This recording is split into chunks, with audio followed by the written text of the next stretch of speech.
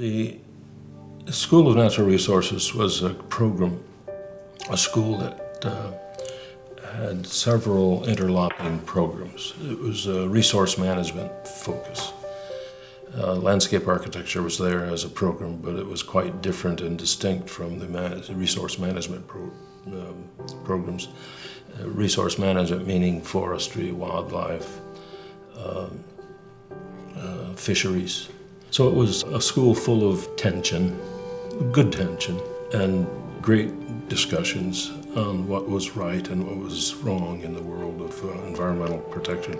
In the process of searching for a dean, I was on the committee, and it was hard to find somebody willing to take that school because it was such a mix of things. And I was asked, being part of the committee, if I would consider such a thing, and I said no.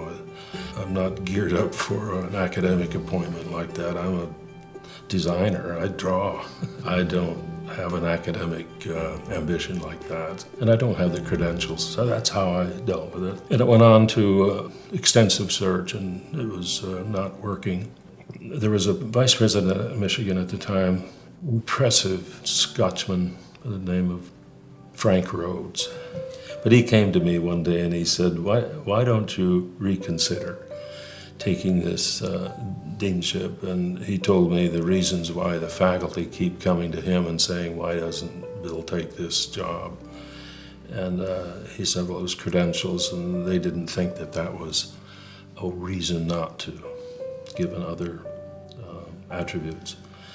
And I said no again, and then another visit, and I said, well, maybe I can do this, because what I saw as an opportunity was central to my sense of mission. The opportunity was to bring disparate parts together into a kind of seeking of common ground and finding that, and therefore celebrating the differences. That was central to my design philosophy.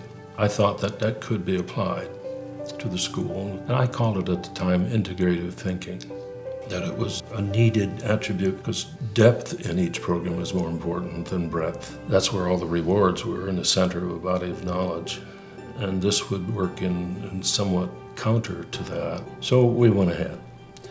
And for 5 years, 1975 to 1980, things went very, very well. In my mind, I felt at ease, I felt good about it. I was getting great support from faculty, and I would visit the Weyerhaeuser people in Tacoma, and they would say, it's okay, we wish you were a forester. But we can't imagine a landscape architect being in charge of our kind of world, but you're doing a good job. So it was okay. One of the things I did, it was kind of fun, in my office I had a blackboard. The blackboard was vertical from ceiling to floor. And I would stand there during sessions and I would draw the conversations. This was not a design issue. It was planning the future of an academic enterprise, and it still worked.